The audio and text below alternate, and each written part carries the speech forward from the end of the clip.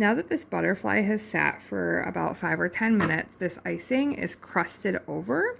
That means it's dry on the very surface and it won't run into the other sections as we ice them, but it's still very wet underneath for the next 12 to 24 hours, so we need to be careful not to bump or poke that as we work. And we need to be careful with our cookie when we're moving it.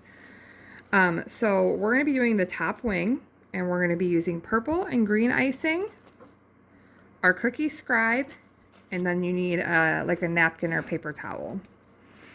So we're going to start by outlining that top wing in purple. And again, I'm holding the tip of the bag off the surface of the icing, being careful to cover the black, but not going all the way to the edge. And I'm just kind of letting that icing follow my bag to get a steady, even line. You might notice that this icing is more runny than the green icing. What we're going to be doing is called a wet on wet technique, and we need a little bit thinner icing for that. So I'm actually going to let this line set for maybe 10 seconds or so because this is a more runny icing. And we'll explain to you what a wet on wet technique is. So a wet on wet technique means that we're going to flood this completely in one color, and then we're going to take our other color and we're going to add more on top of our wet color, so wet on wet, before the purple dries. And then we're going to use our scribe to manipulate that icing into some cool designs. So I've let this set for like maybe 10 seconds. Now I'm going to go in and I'm going to flood. I'm applying more pressure to the bag to make a thicker line. And I'm going right around the inside of that first line. You don't need to rush this process, but you do need to kind of work at a steady pace because this icing needs to be wet for the technique to work. If it starts to crust over while you're working, then it's not going to come out right. So while you're flooding, if you do something like this and you see that you have a hole, we're not going to go back and like spread that with our tool. We're just going to fill it in. Because with royal icing, we don't spread it like we do frosting with a knife. We flood.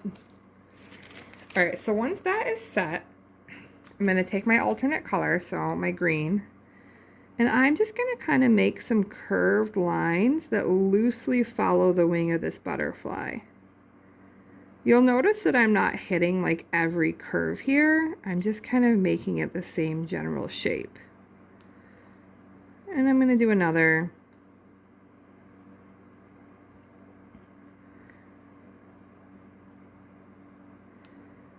And another.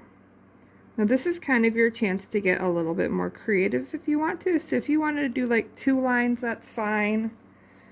Thicker, thinner, that's fine. Now I'm going to take my scribe tool, and right away I'm going to put that down into my icing. I'm going to start like here. Not all the way down to the cookie. You'll feel it if you're touching the cookie, but in the icing. And I'm going to just drag it through my green.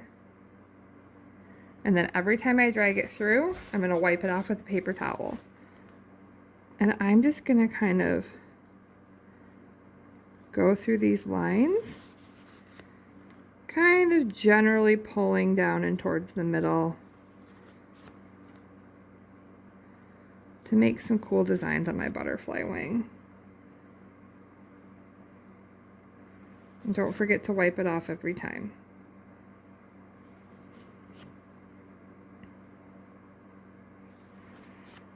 And then if you find that you have something like this, like a little peak, you can just kind of help that smooth out a little bit. And then that's it. That's my first wing. We're going to let this dry for at least 10 minutes, and we're going to do the same thing with the bottom.